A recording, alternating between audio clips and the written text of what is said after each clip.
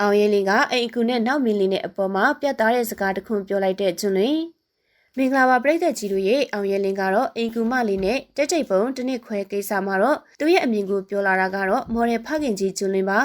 အားလုံးသိကြတဲ့အတိုင်းပဲအောင်ရင်လင်းဆိုတာကရုပ်ရည်ခညာမှုယောက်ျားပိသားတဲ့ခန္ဓာကိုယ်အချိုးစားတွေကြောင့်နေစည်းကိုင်လိုတောင်မှတင်စားခေါ်ခံရပြီးတော့မိန်းကလေးပရိသတ်တွေရဲ့တသက်လုံးအားပေးမှုကိုရရှိထားတဲ့မင်းသားတစ်လက်ပါပဲခေစစ်စစ်မှာလည်းသူနဲ့တည်င်းထွက်ခဲ့တွဲခဲ့မှုတဲ့သူတွေဆိုတာကထိတ်တဲ့အနုပညာရှင်မင်းသမီးတွေနမည်ကြီးဆက်လီတွေကြီးပါပဲ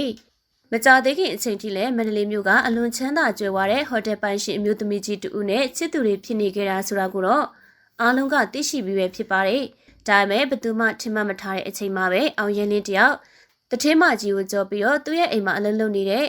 အိမ်ကူမင်းကလေးနဲ့တိတ်တဆိတ်နောက်မီလင်းကဖြစ်ချင်တိုင်းဖြစ်နေတဲ့ဆိုတဲ့သတင်းကြီးကတော့အင်တာနက်တစ်ခွင်မှာတော့ဟိုလေးတကြောပြန့်နှံ့သွားခဲ့ပြီးပဲဖြစ်ပါတယ်ဒီသတင်းစတင်ထွက်ပေါ်လာချိန်ကနဦးပိုင်းမှာတော့ပြည်သက်အများစုက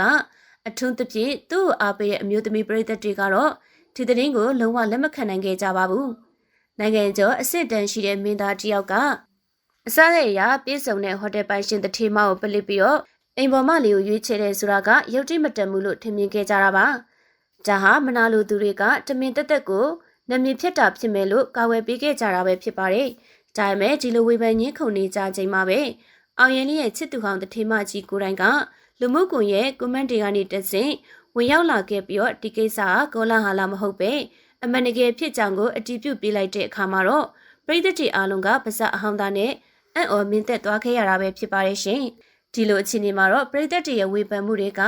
အောင်ရင်လေးအပေါ်ကိုပြင်းပြင်းထန်ထန်ကြားရောက်လာခဲ့ပါတယ်နိုင်ငံကျော်တယောက်ဖြစ်ပြီးတော့ကိုကျင့်တရားပိုင်းဆိုင်ရာဖောက်ပြန်နေဆိုပြီးတော့အကြီးကျယ်ရှုတ်ချနေချိန်မှာတော့အောင်ရင်လင်းကိုအမှုပညာလောကတွေကိုစတင်ခေါ်ဆောင်လာခဲ့ပြီးတော့မွေးထုတ်ပေးခဲ့တဲ့ Modern Agency ပိုင်ရှင်ဂျူလင်ကတော့ဝင်ရောက်ပြောဆိုလာခဲ့ပါတယ်။ဂျူလင်ဟာမြန်မာနိုင်ငံမှာနာမည်ကြီးမင်းသားမော်ဒယ်တော်တော်များများကိုစင်တင်ပေးထားတဲ့ဩဇာတိကမရှိသူတူပဲဖြစ်ပါတယ်။သူကသူ့ရဲ့တပည့်ဖြစ်သူဝေဖန်ခံနေရတဲ့အပေါ်မှာတော့အပြစ်ဝကိုကာဝယ်ပေးလိုက်တာပဲဖြစ်ပါတယ်။ဂျူလင်ရဲ့ပြောဆိုချက်ကတော့အတော်လေးကိုပြတ်သားပြီးတော့ခက်ကျဉ်ကျဉ်ပါပဲရှင်။သူကပရိသတ်တွေကိုတတူပဲအခုလိုပြောချလိုက်ပါတယ်။လူတွေလည်းခက်တယ်နော်။ကိုဘွားရက်တီဖို့အောင်မြင်ဖို့ဘလို့စဉ်းစားရက်တီကြမလဲမစဉ်းစားဘူး။ဒီသတင်းက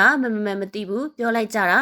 ငါ့ကိုလည်းလာမေးကြတာဘာဖြစ်ချင်းကြတာလဲ။သူပိုင်တဲ့ပစ္စည်းနဲ့ဘယ်ပေါက်ကိုပဲထွတ်တို့ကိုတော့တယ်နဲ့ကိုဘယ်တော့ခလောက်ကိုပဲထွတ်တို့မင်းတို့အရေးလား။ဒါကိုပွဲလို့လုပ်ပြီးတော့ပြောဆိုရင်းနေကြတာကယွန်စရာကောင်းနေ။ဒါမှမဟုတ်နင်တို့ကိုလာမထူလို့ခံစားနေကြရလားဆိုပြီးတော့ပြင်းပြင်းထန်ထန်ကိုတုတ်ပြန်သွားခဲ့ရပဲဖြစ်ပါတယ်ရှင်။ဒီကိစ္စကတော့လူမှုကွန်ရက်မှာအခုချိန်ထိအခြေတင်ပွဲဖြစ်နေစေပဲဖြစ်ပါတယ်။တစ်ဖက်မှာလည်းအောင်ရင်လေးရဲ့လူရည်တွေကိုအကျဉ်းစာရိတ္တဖောက်ပြန်မှုအဖြစ်ရှုမြင်ပြီးတော့ဝေဖန်သူတွေရှိနေသလိုပဲ။ကျွလွန်ရဲ့ပြောစကားကိုထောက်ခံပြီးတော့ပုဂ္ဂိုလ်ရေးလူလက်ခွင့်လို့မြင်သူတွေကလည်းရှိနေခဲ့ပါတယ်။မြင်တို့ပင်ဆိုစေကမူနိုင်ငံကျော်အမှုပညာရှင်တယောက်ရဲ့ပုံရိပ်နဲ့သူ့ကိုအပြည့်အဝထောက်ခံပေးတဲ့ဆရာဖြစ်သူရဲ့အပြောဆိုတွေက